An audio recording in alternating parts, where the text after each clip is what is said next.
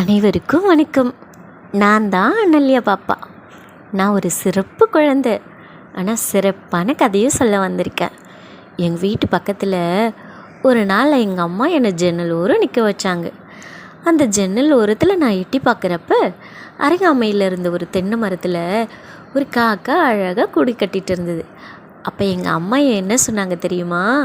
பப்பு, அதோ பாரு, காக்கா கூடு கட்டிகிட்ருக்குன்னு சொன்னாங்க. எனக்கு ரொம்ப சந்தோஷம். நான் அந்த காக்காவை ரொம்ப உத்து கவனிச்சிட்டு இருந்தேன். அந்த காக்கா அங்கேயும் எங்கேயும் பறந்து போய் சின்ன சின்னதாக வெறுவை எடுத்துகிட்டு வந்து அழகான ஒரு கூண்டை கட்டுச்சு. அப்புறம் கொஞ்ச நாள் கழித்து அந்த காக்காவுக்கு என்ன மாதிரியே அழகான ஒரு 2 காக்கா குட்டி பிறந்துச்சு. அந்த பெரிய காக்கா டெய்லி அங்கேயும் இங்கேயும் பறந்து திரிஞ்சு அந்த காக்கா குஞ்சுகளுக்கு சாப்பாடு விட்டுச்சு.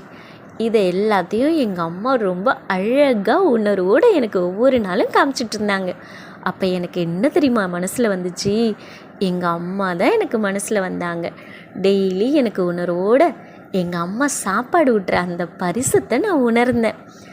ஆமாம், இந்த உணர்வு மிக்க காக்கா கிட்டேருந்து உணர்வு மிக்க ஒரு உணர்வை எனக்கு கற்றுக் கொடுத்தாங்க எங்கள் அம்மா. ரொம்ப சந்தோஷமாக இருந்தது ஃப்ரெண்ட்ஸ். நீங்களும் இந்த மாதிரி உங்களை சுற்றி நடக்கிற விஷயங்களை ரொம்ப அழகாக உணர்ந்து சந்தோஷமாக இருப்பீங்கன்னு நான் நம்புகிறேன். ஓகே, அனல்யா பாப்பா கதை சொல்லி முடிச்சிட்டேன். கண்டிப்பாக இந்த கதை உங்களுக்கு பிடிச்சிருக்குன்னு நினைக்கிறேன்.